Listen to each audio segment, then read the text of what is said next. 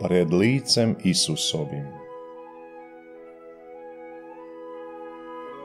Meni govoriš, Gospodine, o velikoj žetvi, i ja te usrdno molim, mene pošalji kao radnika. Ne uzimaš samo mene, malo nas je, ali mnogi su tu.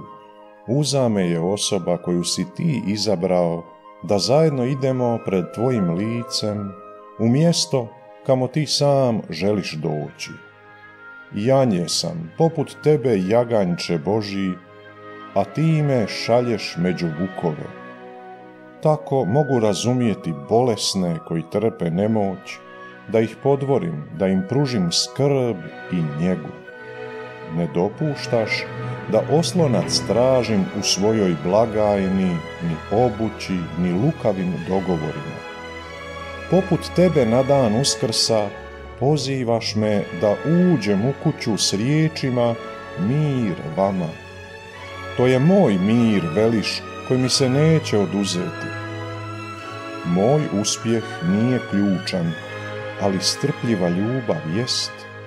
Ako me u gradu, ako me u kući prime, bit ću gdje jesam i neću nezahvalno tražiti drugo.